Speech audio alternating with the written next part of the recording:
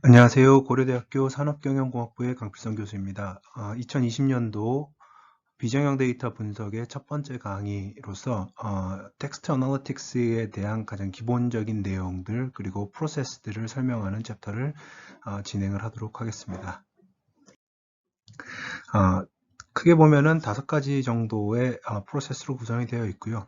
전반적인 텍스트 어널리틱스에 대한 오버뷰를 말씀을 드리고 설명을 하고, 그리고 각각의 프로세스들에 대해서 핵심적인 내용들을 설명을 드리겠습니다.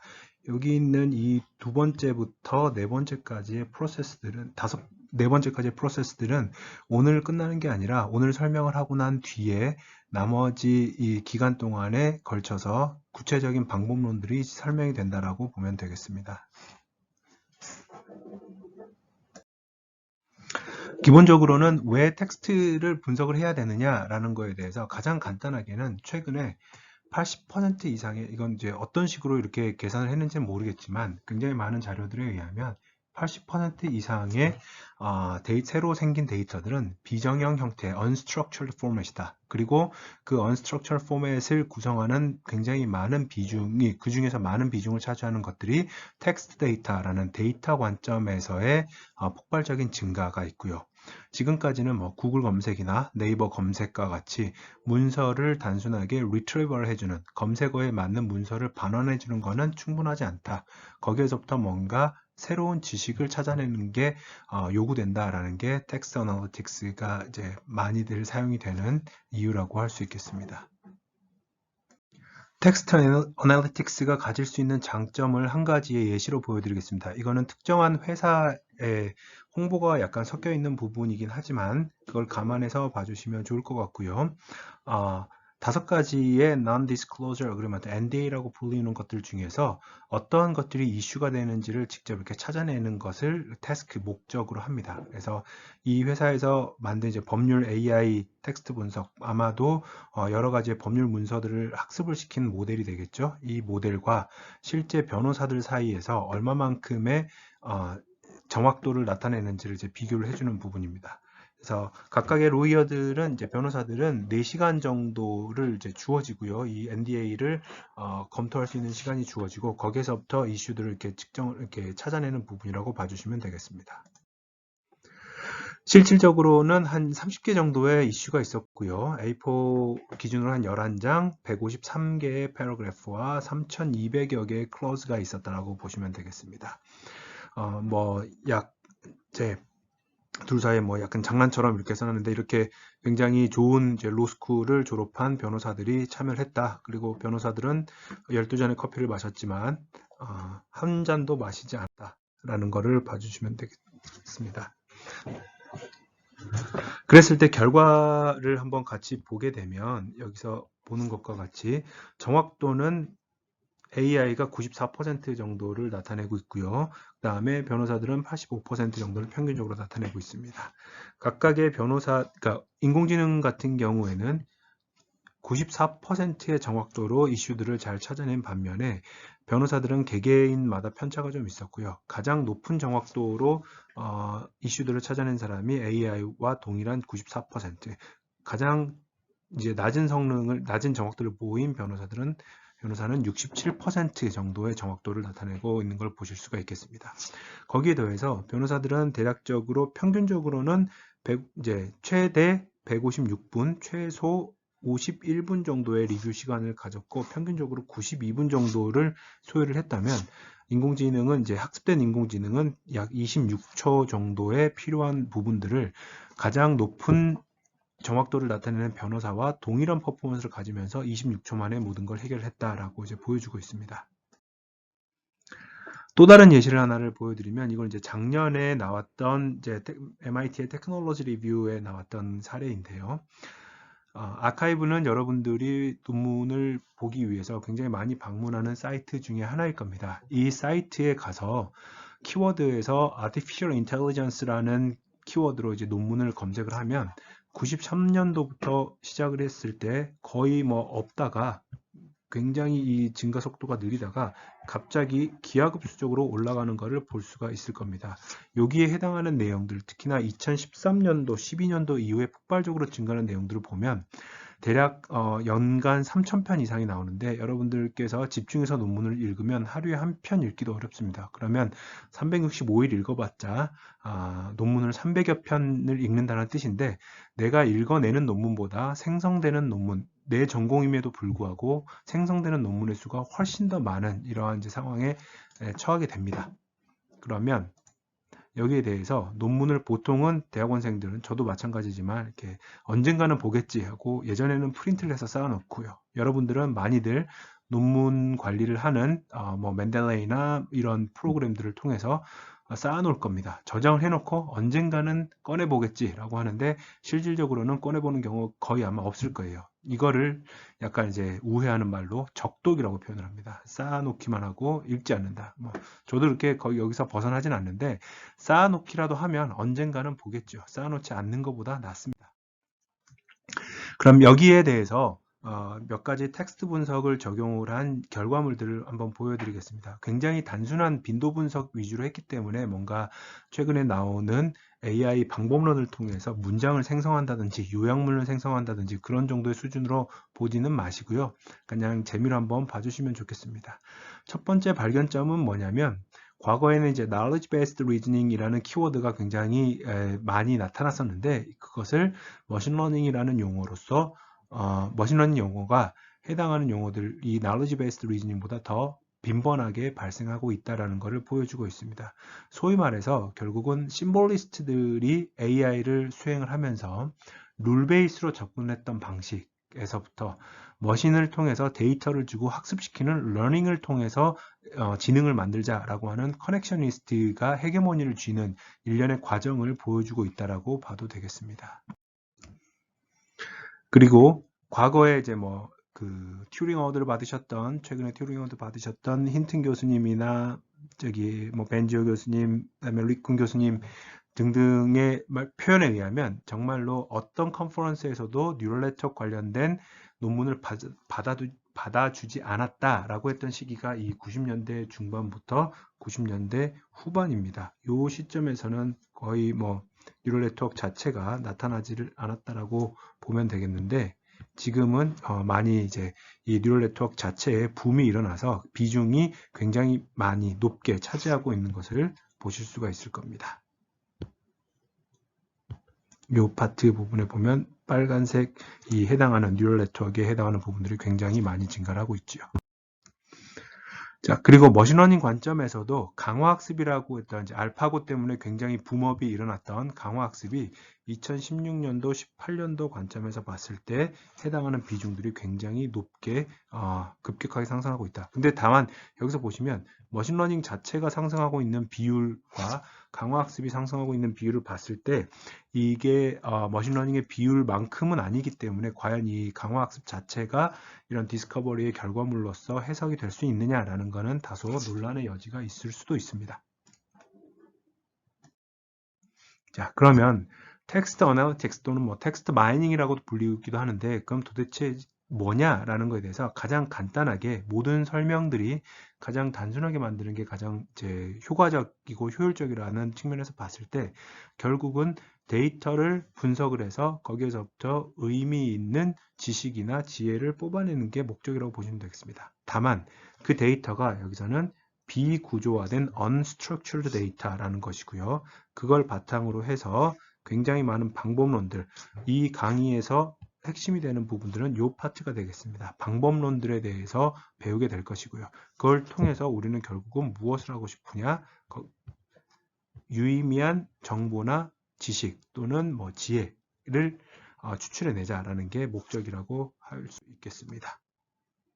간략하게 가장 단순한 것부터 조금 더 복잡한 내용으로 어플리케이션들에 대해서 좀 설명을 드려보면 텍스트를 분석을 해서 뭘 할 수 있나요? 라는 질문에 대해서 정보를 빠르게 축약하고 요약하고 시각화해 줄 수 있다. 지금 보시는 이 두 건의 워드 클라우드는 우리나라의 전임 두 분의 대통령들에 대한 취임 연설문에 대해서 해당하는 많이 사용했던 단어들이 더 큰 크기로 보여지는 워드 클라우드를 보여준 것입니다. 보자마자 두 분이 어떠한 분인지 대략적으로 다 감을 잡으실 수 있을 것 같은데요.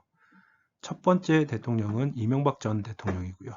두 번째 대통령은 고 노무현 전 대통령입니다. 그러면 이 두 분에 대한 각자의 개개인의 정치적인 호불호를 떠나서 이명박 전 대통령이 강조하셨던 것은 당시의 위기, 경제, 일자리 이런 것들을 말씀하셨고요. 왜 할머니를 말씀을 많이 하셨는지는 잘 모르겠습니다만은 반면에 고 노무현 전 대통령은 정치라는 단어를 가장 많이 쓰셨고요. 거기에 대해서 경제, 추가로 평화, 활력, 대화, 남북 이런 단어들을 많이 쓰신 것을 볼 수가 있을 겁니다. 그러면 정치에 큰 관심이 없더라도 강론까지 내려가지는 않을지라도 대통령께서 취임연설에서 강조하고 많이 쓰신 단어라고 한다면 국정 운영의 초반의 드라이브는 그 방향으로 걸 수 있다는 것 정도는 논리적으로 모두 이해를 할 수가 있을 겁니다. 그러면 두 전직 대통령의 취임연설문의 차이를 통해서 각각의 대통령이 중점적으로 수행하고자 했던 정책이 무엇인지를 차이점을 우리가 쉽게 이해를 할 수가 있을 겁니다. 이 두 분의 전임 대통령의 연설문을 만약에 직접 귀로 여러분들이 취임식에서 다 들으려면 한 분당 한 15분에서 20분 정도 걸리면 한 40분 정도가 걸리는데 웬만해서는 대통령 취임 연설문을 처음부터 끝까지 들으시는 분들은 아마 없을 겁니다. 그런데 이렇게 그 취임 연설문에 사용된 단어들만을 가지고 워드 클라우드를 그렸을 때는 대략 1분도 안 걸려서 두 분의 차이점을 금방 파악할 수가 있겠지요.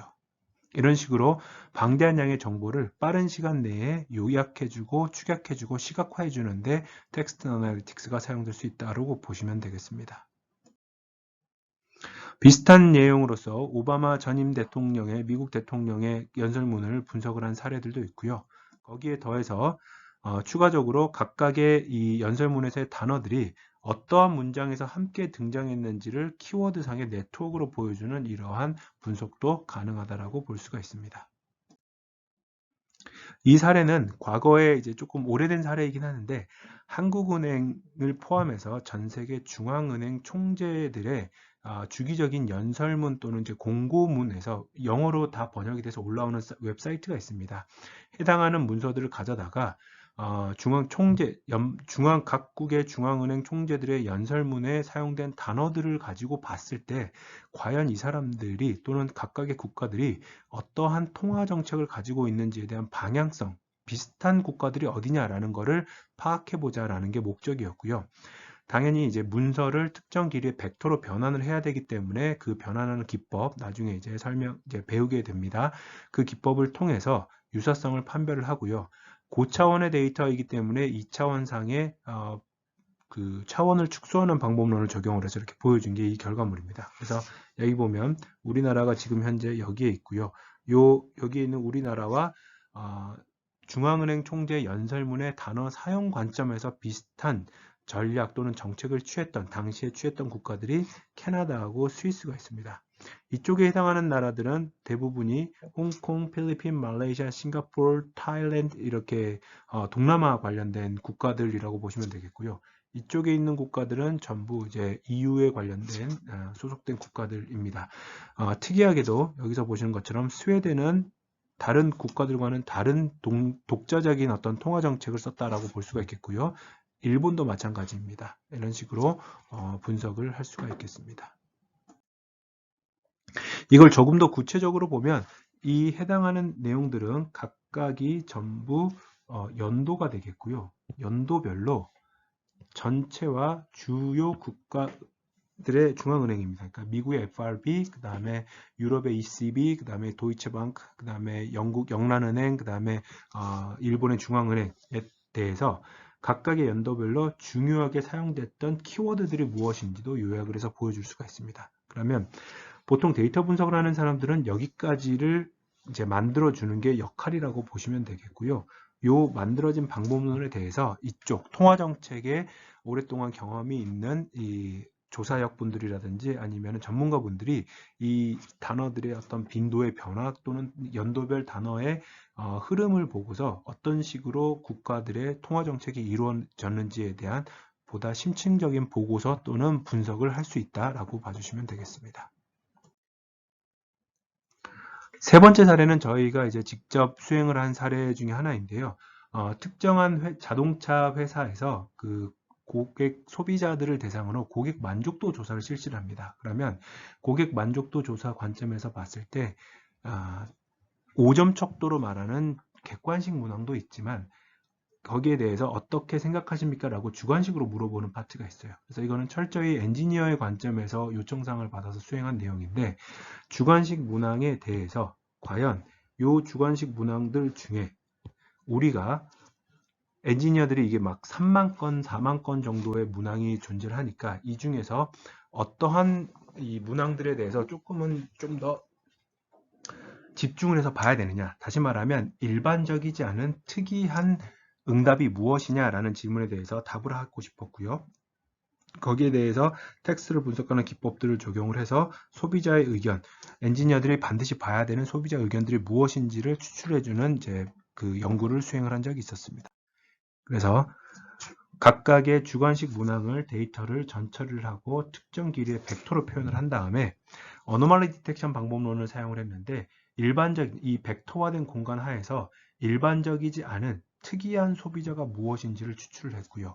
이 특이한 소비자의 의견들을 이용을 해서 해당하는 의견들에서 주로 등장하는 키워드 그리고 각각의 프레이즈나 단어들에 대한 관계, 릴레이션십을 그래프로 이제 네트워크로 분석을 하는 것까지를 수행을 했던 이제 상황이었습니다.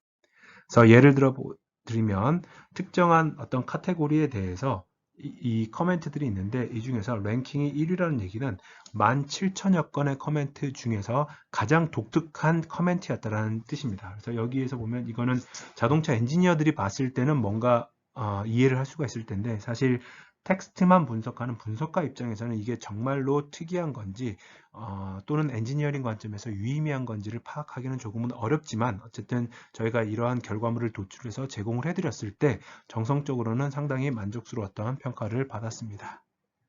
여기도 마찬가지로 하나의 예시들이고요. 여기도 마찬가지로 각각의 카테고리들에 대해서 해당하는 카테고리들에서 특이한 의견이라고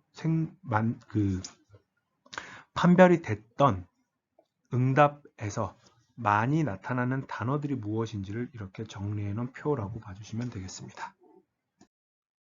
그리고 거기에서부터 특정한 키워드들을 만약에 어떤 창문에 대한 엔지니어라고 한다면 이 창문에 대해서 무엇을 개선해야 되는가 또는 소비자가 어떤 불만을 가지고 있는가라는 것들을 봤을 때 여기에 있는 그 관련된 이러한 이 프레이즈들이 포함된 소비자들의 의견을 검색을 해서 보게 되면 사람들이 또는 소비자들이 지금 현재 어떠한 기능들에 대해서 많이 언급하고 있구나. 이게 좋은 쪽으로 언급하고 있는지 또는 불만족스러워서 나쁜 쪽으로 언급하고 있는지를 확인을 할 수가 있을 겁니다.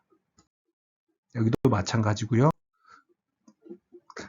그 다음에 또 다른 예시로서는 문서들에 대한 클러스터링을 통해서 작업의 효율화를 이제 할 수 있는 방법이 있습니다. 이거는 이제 미국에서의 특허 검색 시스템이라고 보면 되겠는데요. 어떤 특허가 딱 들어왔을 때 해당하는 특허가 과연 이 실제 새로이 출원된 특허가 기존에 등록된 특허들과 얼마만큼의 유사성을 갖고 있는지, 그래서 이게 어떤 참신함을 갖고 있어서 특허를 평가하는 사람의 심사원이 심사를 할 만한 가치가 있는지 아니면 그렇지 않고 바로 그냥 거절 의견을 내야 되는지를 판단하기 위해서는 내용 측면에서 이 특허, 현재 출원이 된 특허와 유사한 특허를 빨리빨리 찾아야 되는 부분들이 있습니다. 그래서 과거에 등록된 특허들에 대해서 특허 맵을 이렇게 만들어 놓고요. 해당하는 맵에서 새로운 특허가 딱 들어왔을 때 매우 촘촘하게 주변에 특허가 있다면 이거는 그렇게까지 유의미하거나 독특한 특허가 아니겠구나 라고 판단해 줄 수가 있겠고요. 그렇지 않고 뭔가 좀 이렇게 듬성듬성 있는 지역에 특허가 들어오게 된다면 이 특허는 기존의 특허들과는 좀 다른 관점으로서 바라볼 수도 있겠구나. 사람 심사역이 판단을 해야 될 필요가 있겠구나 라고도 생각을 해볼 수가 있을 겁니다. 이와 유사한 사례로서는 10년 동안 테톡에서 나왔던 여러 가지의 그 톡들을 전부 텍스트로 이제 변환을 해서 약 2,200여 건들의 톡들에 대해서 해당하는 그 톡들에 어떠한 단어들이 많이 사용이 되었는지에 대한 빈도를 이용을 기본적으로 해서 비슷한 내용들, 그리고 주제가 무엇인지, 어떠한 단어들이 많이 사용되었는지 이런 것들을 이렇게 빠르게 분석해보는 결과물도 나와 있습니다. 이거는 유튜브에서 검색을 해보시면 동영상이기 때문에 한번 참고 삼아 봐주시면 좋겠습니다. 또 다른 텍스트 어널리틱스의 예시로서는 토픽을 추출하는 토픽 모델링이 있을 수가 있습니다. 어떠한 문서를 작성함에 있어서 해당하는 문서의 작성자가 명시적으로 이 문서의 주제는 이러하다라고 얘기를 할 수도 있겠지만, 또는 이렇게 표현을 할 수도 있겠지만, 대부분의 문서들은 그렇지는 않습니다. 그러면 굉장히 많은 문서들의 집합, 그걸 이제 우리는 이 과정을 통해서는 수업에서는 코퍼스라고 표현을 하겠습니다. 이 코퍼스의 문서 집합에 존재하는 잠재적인 latent 토픽들을 찾아내고 해당하는 토픽들을 중요하게 구성하고 있는 핵심 어휘들이 무엇인지, 그리고 각각의 문서들에는 토픽들이 얼마만큼의 비중으로 드러나 있는지를 이렇게 판별해주는 하나의 방법론입니다. 학습 방법론이라고 보시면 되겠습니다. 잠재 디리클레 분석이라고 불리우는 latent digital allocation 또는 LDA라고 불리우는 것, 이 방법론이 대표적인데, 지금 보는 이 그림에서의 예시는 사이언스 저널, 굉장히 유명한 저널이죠. 사이언스 저널에 17,000여 건의 논문들을 가져다가 100개의 토픽들로 모델링을 해본 결과입니다. 그래서 각각의 100개 토픽들에 대해서 해당하는 그 토픽들의 비중을 Y축으로 표시한 막대 그래프가 왼쪽에 있는 것이고요. 그 중에서도 특정 토픽, 여기서는 이제 Genetics라는 토픽에 대해서는 중요 어휘들이 Human, Genome, DNA, Genetic 이런 것들이 있고요. Computers라는 토픽에 대해서는 Computer, Models, Information, Data, Computers 이런 이제 단어들이 있다라고 주로 많이 사용이 된다라고 보시면 되겠습니다. 뒤에서 토픽 모델링에서 구체적으로 설명을 하겠지만, 이 해당하는 단어들의 빈도는 이 모델을 통해서 학습을 통해서 나오게 되지만, 요 해당하는 이 단어들을 이용을 해서 토픽의 네이밍을 하는 것 자체는 아직도 하나의 중요한 리서치 퀘스천이라고 봐주시면 되겠습니다. 그 말은 무슨 얘기냐면, 이 토픽 네이밍들은 지금까지는 이 디지즈라는 토픽은 해당하는 주요 핵심 키워드들을 보고 이 분야의 도메인 전문가 또는 데이터 분석가들이 이러한 단어들이 나와 있으면 이거를 포괄하는 상위 개념은 디지즈일 것이다 라고 네이밍을 직접 수작업으로 해준다라는 얘기로 생각을 하시면 됩니다. 그래서 저희 연구실에 이제 김영석 학생이 2016년도에 이제 딥러닝이 뜨고 나서 굉장히 이 아카이브에서 논문들이 많이 나왔을 때 해당하는 당시 시점으로 딥러닝 키워드로 수집 가능한 모든 모든 논문들에 대해서 초록 abstract를 통해서 LDA를 분석을 해봤습니다. 그랬을 때 첫 번째 토픽에서는 Deep Belief Network, Fault 이런 단어들이 주로 많이 사용이 되어서 Fault Detection with DBN이라고 저희가 명명을 했고요. 여기 쪽에 보시면 Word, Text, Language, Representation, Semantic 이런 단어들이 나와서 여기에 해당하는 토픽은 NLP라고 저희가 네이밍을 했습니다. 제일 마지막을 보시면 Recognition, System, Character, Network, Neural 이라는 표현이 있어서 Character Recognition이라는 토픽으로 할당을 해서 저희가 분석을 했던 기억이 있습니다.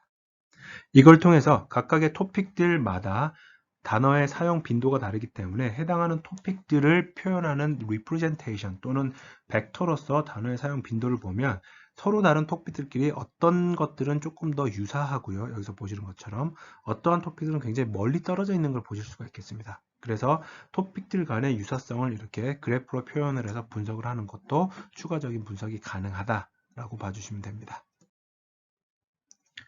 그리고 실질적으로 가장 많이 쓰이는 어플리케이션 중에 하나가 문서에 대한 카테고리를 나누는 것 또는 분류를 하는 것입니다.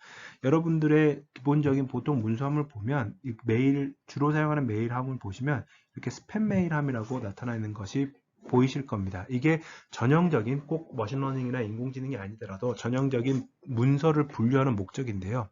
어떤 사람의 문서함에 새로운 이메일이 들어왔을 때 이 이메일이 유의미한 건지 해당하는 사용자에게 유의미해서 읽을 가치가 있는지 또는 아무런 의미가 없는 스팸 메일인지를 판별을 하고자 하는 게 목적이고요. 그래서 여기서 보시면 이러한 내용들이 전부 스팸 메일에 해당합니다. 그러면 이 스팸 메일을 필터링을 할 때 가장 기본적으로는 어떤 룰 베이스가 있을 수도 있습니다.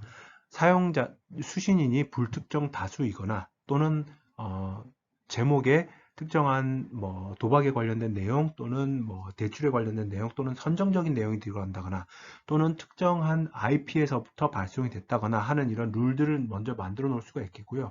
거기에 더해서 해당하는 스팸 문서의 과거에 일반적인 메일이었던 내용들의 제목과 본문, 그리고 스팸 메일의 제목과 본문들을 서로 비교를 해서 용법을 비교를 해서 그 둘 사이의 차이점을 분석을 해줄 수가 있겠습니다. 그래서 여기서 보면 컨텐츠 필터링이라는 얘기가 이런 거죠.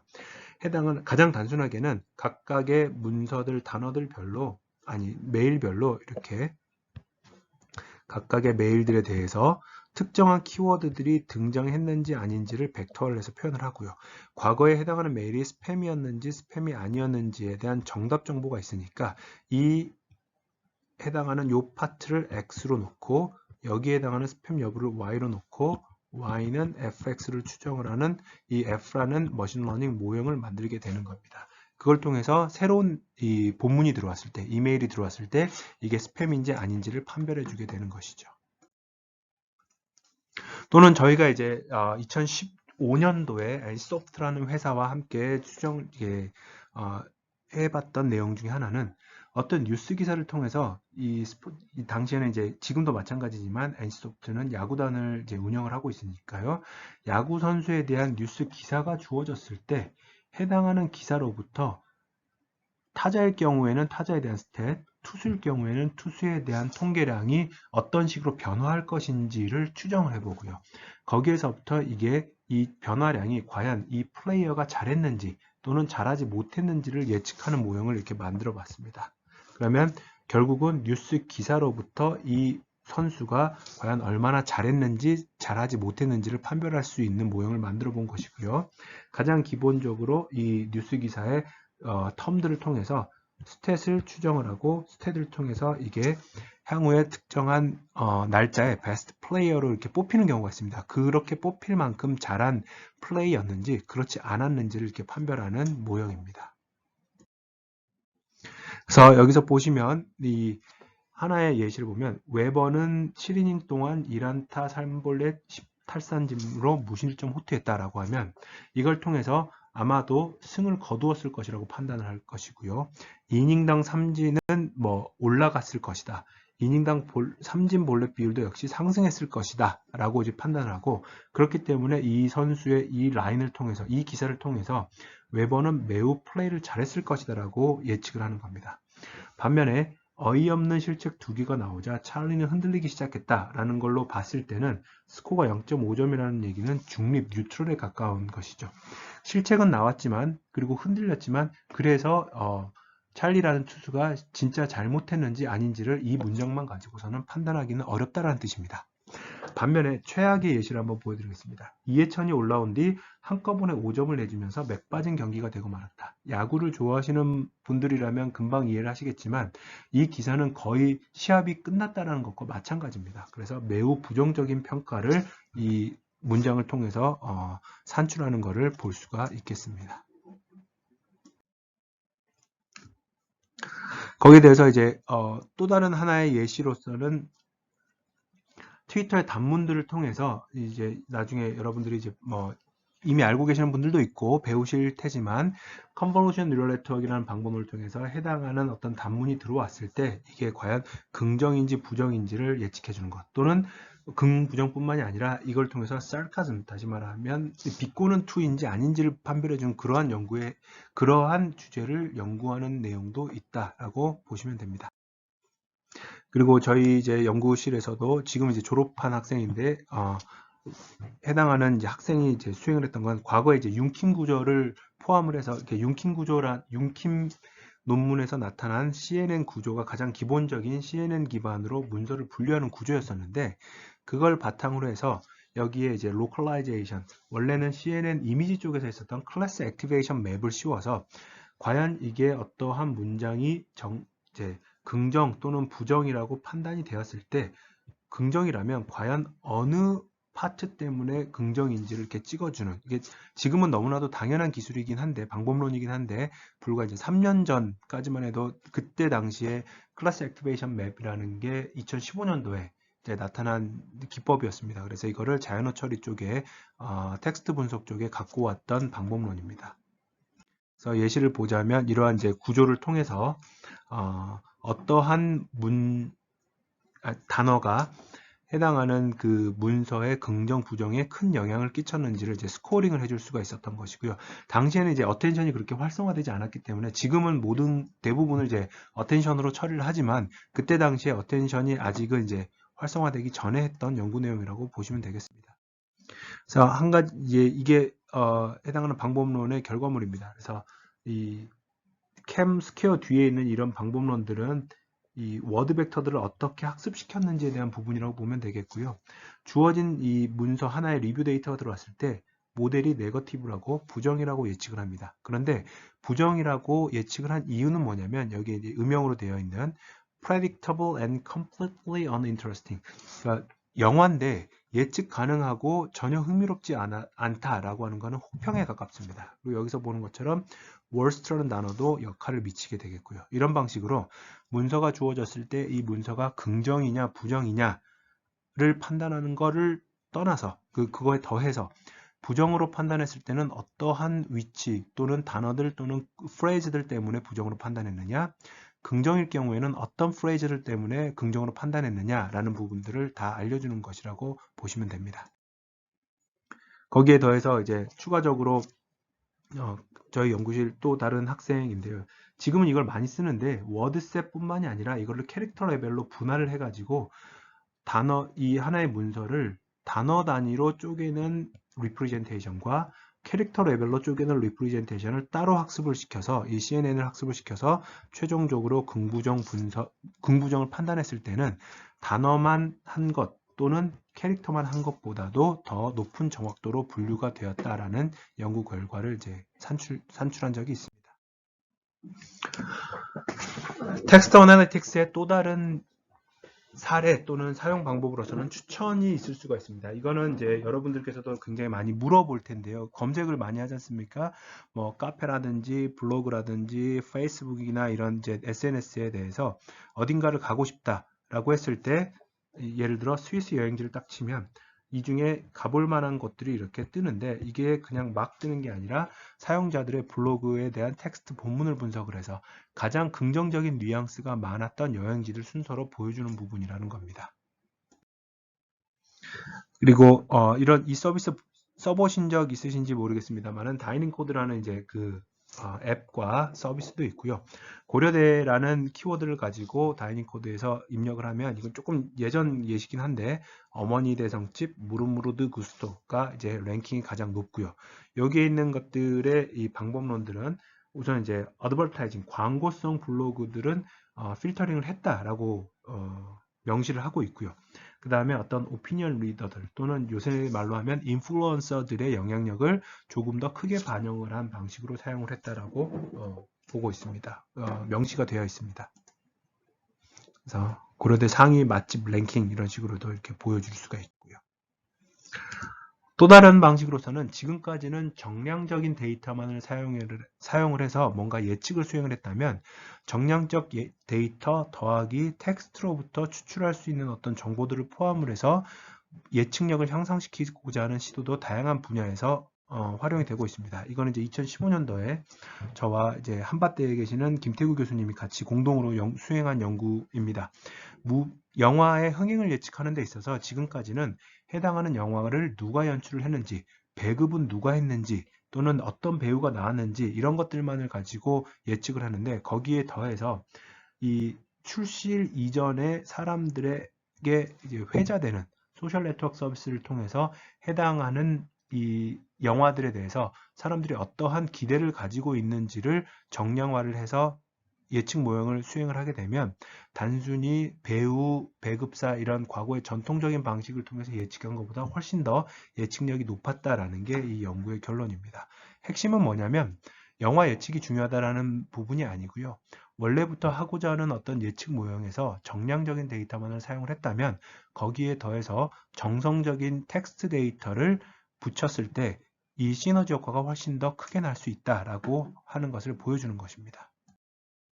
자, 여기서 보는 것처럼 원래 스크리닝의 데이터는 뭐 이러한 정보들, 과거에 얼마나 시트를 확보를 했느냐, 좌석수 확보했느냐 이런 것들만을 보는데 거기에 대해서 멘션의 수, 그리고 해당하는 멘션의 일별, 주별, 증감 이런 것들을 변수화를 통해서 집어넣었을 때, 추가를 했을 때 훨씬 더 예측력이 높아졌다라고 하는 것을 보실 수가 있겠습니다. 자, 여기서 보시는 것처럼 베이스라인보다는 이 머신러닝을 통해서 텍스트 데이터를 넣었을 때 상대적인 이 향상도가 최소 9%, 뭐 3, 4%에서 많으면 이제 50%까지도 향상이 되었다는 결과를 얻었었습니다.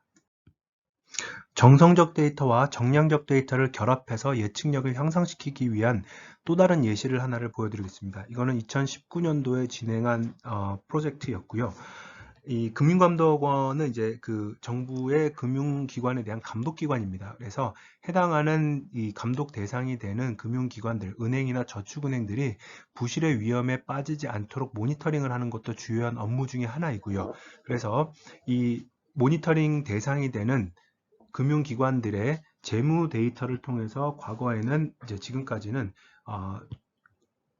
어떤 일정한 시점 이내에 부실이 될 것인지에 대한 여부를 예측을 하고 있었는데 거기에 대한 고도화 관점에서 해당하는 회사들에 대한 언론 기사들을 사용을 하거나 그 회사들에 대해서 금감원에 제기된 민원들을 텍스트 형태로 변환을 해서 분석을 수행을 해보면 조금 더 예측력이 높아지지 않을까라는 기대를 가지고 수행을 했던 내용입니다. 그래서 27차원의 총 27개의 재무 데이터를 이렇게 보시는 것처럼 사용을 했고요. 거기에 대해서 실제 로지스틱 회기에서의 조기 경보 모형에서 사용 중인 재무 변수라고 보시면 되겠습니다. 반면에 기사와 민원 같은 경우에는 첫 번째는 각각의 기사들이나 민원들은 데이터의 차원이 다르기 때문에 닥투백이라는 방법론을 통해서 고정된 기류의 차원 50차원의 벡터로 바꾸고요. 뒤에서 설명을 할 토픽 모델링 방식을 통해서 각각의 기사들도 30차원의 그 토픽들의 분포로서 정형화를 했습니다. 거기에 더해서 각각의 기사에 해당하는 회사들에 대해서 기사 개수, 민원 개수를 추가적인 변수로 사용을 했었습니다. 그랬을 때 최근에 1분기, 2분기, 3분기, 4분기를 3분기 데이터를 가지고 텍스트 데이터가 없을 때와 텍스트 데이터를 사용을 했을 때 예측력을 한번 살펴보면 각각이 거의 대부분이 텍스트를 사용을 했을 때에 해당하는 이 F1 매저들이 그렇지 않은 상황에서의 F1 매저들보다 더 이제 높게 나타나는 걸 보실 수가 있겠고요. 대략 한 0.97 정도의 F1 지표들. 그러니까 거의 대부분 사실은 100건 중에 한 두세 건 이외를, 두세 건을 제외하고는 전부 정확하게 부실 여부를 잘 예측하는 모델이 만들어졌다라고 보면 또 다른 텍스트 어널리틱스 애플리케이션으로서는 이제 자연어 처리 관점에서 봤을 때 여러 비즈니스 콜센터라든지 아니면은 뭐 고객 응대 또는 뭐 인공지능 스피커 등등에서 사용이 되는 자연어를 이해하기 위한 Natural Language Understanding의 가장 첫 번째 구성 요소로서 질의응답에 해당하는 부분들도 많이들 관심을 가지고 연구를 하고 있습니다. 그래서 IBM 왓슨이 이제 제퍼디 퀴즈쇼에서 이겼을 때는 이 해당하는 내용은 결국은 퀴즈라는 퀘스천에 대해서 최대한 빠르게 검색을 통해서 정답을 내어주는 앤서링을 하는 머신이었고요. 페이스북에서 만든 뭐 오픈 도메인 QA 시스템 같은 것도 여기서 보는 것과 같이 이제 공개가 되어 있는 상황입니다. 보시면 이 Natural Language Understanding을 이제 위한 데이터셋으로서 QA 데이터에 해당하는 데이터셋을 어떻게 만들 것인지에 대한 이제 예시를 하나를 보여주고 있는 부분인데요. 이건 이제 위키데이터를 통해서 어떤 질문이 주어지면 그 중에서 답이 어디에 있는지를 찾아가는 이러한 방식으로 구글 AI, 구글 조직에서 이제 만든 데이터셋이라고 보시면 되겠습니다. 그래서 이 Question Answering은 텍스트 어널리틱스, 자연어 처리 분야에서 굉장히 중요한 역할을 현재 차지를 하고 있고요. 그렇기 때문에 이 사이트는 이제 여러 가지 다양한 것들이 나타나 있는데 Papers with Code라는 사이트가 있습니다. 그러면 논문뿐만이 아니라 해당하는 특정한 태스크에 대해서 State of the Art, 줄여서 이제 소타라고 부르죠. 소타에 가까운 성능을 나타내는 논문들 그리고 그 해당하는 논문들에 대한 코드를 GitHub으로 이렇게 공유를 해주는 사이트입니다. 그래서 NLP의 섹션에 Question Answering sub섹션을 들어가 보면 리더보드에 보면 뭐 스코드 2.0 데이터셋에 대해서 많이들 들어보셨을 겁니다. 알버트, 엑셀넷, 뭐 T5 이런 이제 그 자연어 처리에 프리트레인드된 모델들을 이용을 했을 때 성능이 얼마만큼 나타나더라라는 것들이 이제 보여지는 부분입니다. 이걸 통해서 이제 우리가 하고자 하는 결국은 퀘스천 앤서링이 한 번에 단방향으로 끝나는 게 아니라 챗봇을 만드는 다이얼로그 시스템을 만드는 걸로 발전이 됩니다. 지금까지는 어떠한 사용자가 제시하는 키워드들에 대해서 룰 베이스로 가장 적합한 답변을 만들어주는 형식이 거의 대부분이지만 결국은 사람과 사람이 마치 튜링 테스트처럼 상대방이 이 대답을 해주는 게 머신인지 진짜 사람인지를 모를 정도로 고도화를 시키는 게 아마도 이 챗봇 시스템의 최종적인 목적이 아닐까 싶습니다. 그러면 이 텍스트 어널리틱스는 정량적인 데이터를 분석하는 것보다는 당연히 더 어렵습니다. 그러면 왜 어렵냐? 몇 가지의 이제 챌린지들이 있는데요. 첫 번째, 이 high number of possible dimension이라는 의미가 뭐냐면 어떠한 가변 길이의 문서, 가변 길이라 하면 그 길이의 기준이 단어가 될 수도 있겠고요. 글자 수가 될 수도 있을 겁니다. 음절이 될 수도 있을 건데 어찌됐든지 간에 그 차원수가 굉장히 크다라는 겁니다. 가장 고전적인 뒤에서도 이제 잠깐 뭐 다시 설명을 하겠지만 백업 워드 방식에 의하면 하나의 문서는 해당하는 문서의 존재하는 단어의 빈도로 표현을 하게 되어 있습니다. 그 말은 무슨 얘기냐면 만약에 특정 의미의 언어의 의미의 문서를 표현하기 위해서는 다 표현할 수 있으려면 해당하는 언어가 가지고 있는 단어의 총 개수만큼의 차원수가 필요합니다. 그래서 이걸 제가 위키를 통해서 찾아봤습니다. 그랬더니 압도적으로 우리나라가 한국어가 단어의 수가 많습니다. 다만 여기서는 이 사투리까지 포함한 건데 한국어는 위키 기준으로 약 110만 개의 단어를 가지고 있고요. 영어가 한 17만여 개를 가지고 있습니다. 그 말은 무슨 얘기냐? 다시 말하면 어떠한 문서 하나가 이렇게 딱 다큐멘트가 들어왔을 때 얘는 얼마만큼의 차원으로 있어야 되느냐? 1 밀리언만큼의 차원의 벡터로 표현이 돼야 된다. 굉장히 비효율적이고요. 그 다음에 메모리나 저장 공간을 많이 잡아먹는 문제점이 있을 수가 있습니다. 그리고 스파르스하기 때문에 스파르스하다는 얘기는 거의 대부분의 이 벡터 값들이 다 0을 가지고 있는다는 뜻이죠. 이 스파르시티 때문에 생성되는 그 원인이 되는 문제점들도 많다라고 알아두시면 되겠습니다. 그래서 뭐 이거는 그냥 참고 삼아 봐주시면 되겠고요. 그리고 이 또 다른 하나의 챌린지는 뭐냐면 단어 자체 또는 개념 자체가 굉장히 다양하고 모호합니다. 이 말은 이제 어떤 의미냐면 이거는 사실은 설정샷이긴 한데 한때 연구실 학생들이 게임을 즐겨 했던 적이 있습니다. 한때라고 믿고 싶은데 지금도 즐겨 하는지는 잘 모르겠습니다만은 그러다가 이제 제가 학생들의 사생활을 존중하기 위해서 연구실에 거의 안 가는데 가끔 가다 가는 경우가 있습니다. 근데 이게 2년 전 또는 3년 전 상황인데 3번을 일주일에 가는 경우가 있었는데 거의 그런 경우는 없습니다만은 3번 다 게임을 하다 저한테 이제 걸렸어요.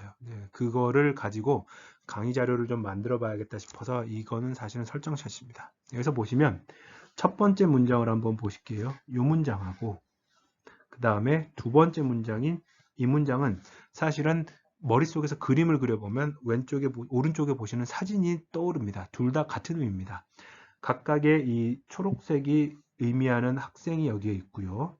그 다음에 지도교수를 의미하는 이 노란색에 해당하는 파트가 있고요. 그 다음에 게임이나 오버워치나 사실은 같은 거를 의미하는 이 모니터를 보여주고 있는 게 있습니다. 그러면 우리가 봤을 때는 이 두 문장은 사실은 거의 의미가 같은 문장입니다. 사람은 본능적으로 이를 파악할 수가 있는데 컴퓨터 같은 경우에 아까 보여드렸던 것처럼 어떤 단어를 몇 번 썼느냐에 대한 걸로 문서를 리프레젠테이션을 표현을 한다라고 하면 이 둘 사이는 전혀 관계가 없는 문서로 판단될 가능성이 높습니다.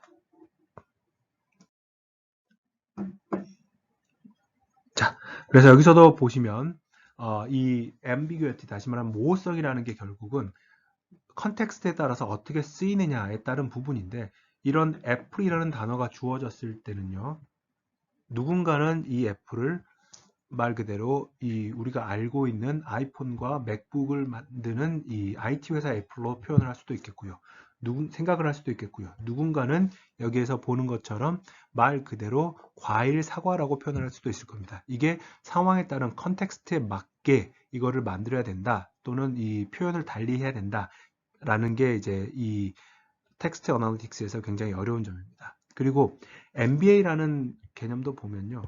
원래는 이제 더 많이 알려진 거는 사실은 경영학 석사입니다. Masters of Business Administration이 MBA인데 데이터 마이닝 쪽에서 보면 연관규칙 분석을 장바구니 분석이라고도 불러서 Market Basket Analysis라고도 표현을 합니다. 그러면 사실은 얘도 MBA이고 얘도 MBA거든요. 둘 다 MBA라는 용어가 쓰이는데 앞뒤 컨텍스트를 봐서 이게 데이터 마이닝 방법론의 MBA인지 경영학 석사 관점에서의 MBA인지를 파악을 할 수 있어야 된다.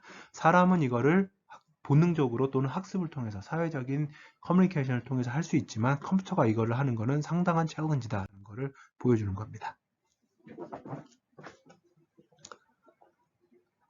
그러면 이제 이 텍스트 어널리틱스를 하는 데 있어서의 텍스트의 구조를 한번 살펴보자면 스트럭처 데이터라는 거는 어떻게 보면 XML과 같은 형태로 또는 뭐 이 파이썬에서의 키밸류 형태로 각각의 항목들이 정해져 있고요.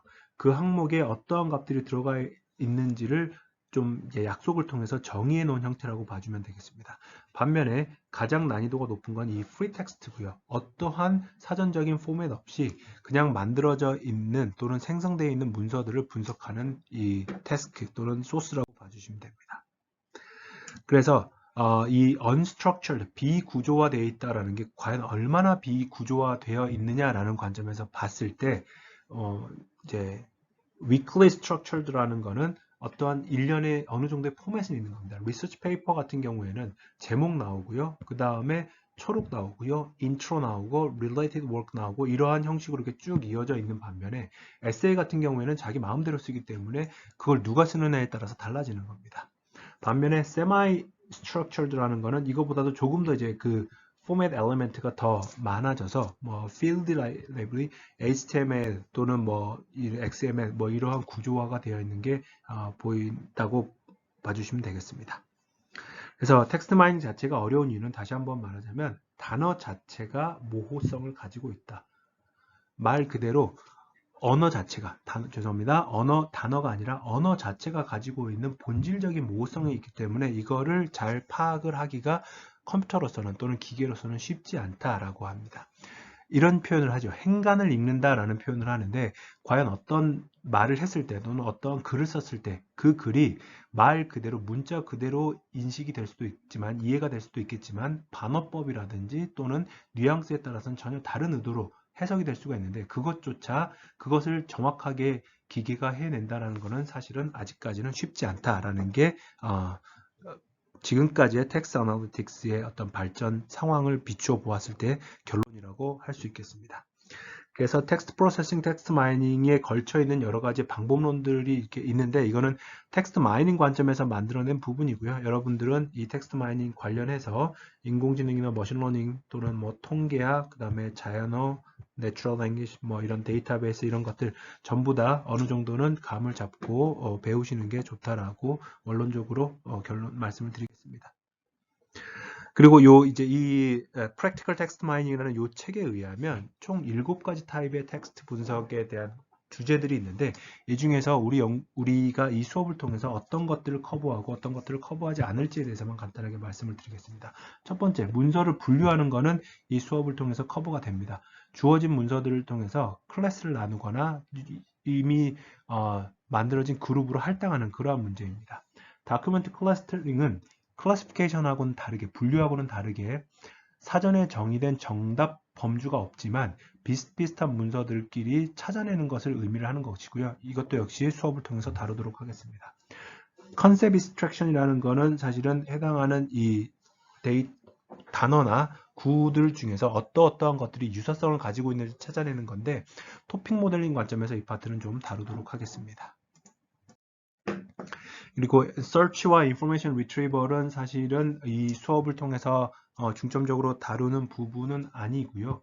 웹 마이닝도 마찬가지입니다. 그리고 자연어 처리는 실질적으로는 이게 자연어 처리가 굉장히 넓은 의미에서는 우리가 하고 있는 텍스트 어널리틱스를 전부 다 커버하는데 좁은 의미에서는 자연어의 전 처리, 어휘 분석, 구문 분석 단에서 본다면 이걸 새로이 개발하거나 배우는 게 아니라 이미 주어져 있는 그리고 개발되어 있는 오픈소스 방법론들을 차용을 해서 조금 더 다운스트림 태스크를 수행을 하는 것을 이 강의의 목적으로 한다라고 생각을 해주시면 되겠습니다. 단순화된 텍스트 어널리틱스의 프로세스는 이제 아래와 같습니다. 지금부터 보시는 것과 같습니다. 첫 번째 스텝은 결국은 문제를 정의하는 파트입니다. 도대체 내가 무엇을 분석할 것이냐, 그리고 그걸 하기 위해서 어디에서부터 어떤 데이터를 가지고 올 것이냐, 수집할 것이냐에 해당하는 부분이고요. 그래서 웹에서 직접 스크래핑이나 크롤링을 할 수도 있겠고요. SNS 데이터를 사용할 수도 있겠고, 뭐 회사에서 가지고 있는 다큐멘트 아카이브를 통해서 데이터를 수집을 할 수도 있을 겁니다. 그리고 난 다음에 전처리와 데이터를 트랜스폼 한다라는 것은 비구조화된 데이터를 구조화된 형태로 바꾸는 것을 의미를 합니다. 간단하게 여기서 있는 이 예시는 제 그 back of words 방식으로 표현이 되는데, 요새는 이제 back of words 방식을 사용을 하지 않고 distributed representation을 더 많이 씁니다. 그거는 나중에 설명을 드릴 것이고요. 결국 이 두 번째 단계에서 하고자 하는 건 뭐냐? 임의의 포맷으로 만들어져 있는 문자열들의 나열을 특정한 고정 길이의 벡터로 바꾼다. 이게 핵심이라고 봐주시면 되겠습니다. 이것도 역시 벡터고요. 닥투백이나 뭐 지금 알고 있는 여러분들이 많이 들어봤을 버트나 트랜스포머를 통해서 만들어낸 프리트레인드 모델들도 결국은 가변 길이의 문서를 고정 길이의 벡터로 표현하는 방식이라고 이해를 하시면 됩니다.